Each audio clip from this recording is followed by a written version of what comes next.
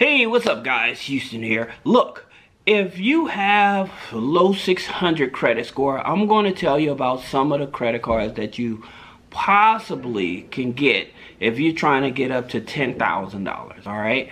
Now, here's the thing about it. When you're trying to get $10,000 and you have a low credit score, there's other factors that come into play, and more likely the banks are not going to give you a credit card, okay? So you would have to look out to the fintech type of companies or to the credit union. So that being said, the first credit card you want to look for if you're trying to get up to $10,000 and you're in the low 600s is possibly the Patel 2 credit card, okay? Because the Patel 2 credit card goes from 300 up to 10,000. Now they use different data points, all right? So even if you don't have a credit score, you still can get up to $10,000 because they look at your education, how long you've been on your job, how long you've been at your place of residence, okay? So they factor in more than just a credit score to determine also in terms of your DTI, your debt to income ratio. That's also a big factor. But if you don't have a credit score, but you have good income and you've been on your job long enough, Patel 2 credit card may be an option for you. Now, the next one is the X1 credit card. Now, I've heard some people had hit and misses because with the X1, they give you 5 times what your average deposit is, okay? So if you depositing $5,000 a month, so they usually multiply that times 5, all right? So for any of you all that are watching this video, if you have the X1 card, let us know. Do you like it? Was it a good card for you, or you wish you never got it? Let us know so we can decide if that's a good card for us, all right? Now, the next card is going to come as a shock to you, but it's the upgrade card, okay? The upgrade Visa. Now again, it's another one of those credit cards that they look at different data points. And so by them looking at maybe your TransUnion FICO 9, all right? So with your TransUnion FICO 9 or your FICO 9 credit score period, the data points are different. Where with your FICO 8 credit score, they're looking at if you have recent collections and stuff like that, so or authorized users. So if you have authorized users on your credit report, FICO 8 will not calculate that, but with FICO 9 they will calculate it. And with your FICO 9 they will calculate, like I've been trying to encourage you guys to add rental to your credit report, as not only rent, using Experian Boost for utilities and things of that nature, grow credit, you know, things like that to help you actually build up your credit score. All right, so again, with upgrade, they're looking at the different data points, just like with the Patel 2.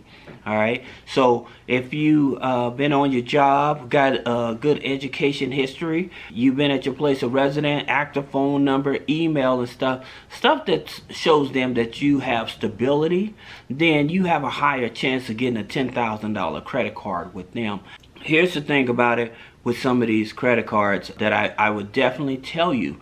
The bigger key to getting larger limit credit cards, even if you have a lower credit score, is your DTI, your debt to income ratio, okay? So you may have some negative items on the credit file, but with the exception of those negative items, you may have a strong income. And by you having a strong income, then they look at that as your debt to income ratio being much lower. All right, so that's the reason I'm always trying to encourage you guys, when you pull your credit report, look at those smaller balances, especially the revolving accounts. That's what a lot of credit card lenders, they look at. They look at your open revolving accounts, all right? And so that's the key in terms of if you have small balances of open revolving account, then I would tell you to pay those down, all right? So even if you have some collections reporting or some old charge-offs or whatever, but you have those open revolving that have small limits, paying those down, that will have more of an influence on you in terms of trying to get a higher limit credit card. okay? Creditor that I know a lot of people want to be a part of because they're very flexible, and that's with Navy Federal. As a matter of fact, talking about Navy Federal Platinum card, or even the flagship card. Many people are under the impression they have to have perfect credit to get the Navy Federal flagship card. Now, again, there's a couple ways that you can actually get the Navy Federal flagship card, and one of the ways is if you do have established good credit and applying for the card. That's one way, all right? But the other way, doing a product exchange. And without a hard pull on your credit, that would help you get the Navy Federal flagship card. I know a lot of people want to get that card because it goes up to $80,000 limit. Okay, now with the Navy Federal Platinum card, it goes up to $50,000. But again, with Navy Federal, you can have below a 580 credit score, but they look at different data points. They're looking at if you have a relationship with another credit union. Do you have direct deposit with us? What type of checking account you have with us? Do you have a savings account with us?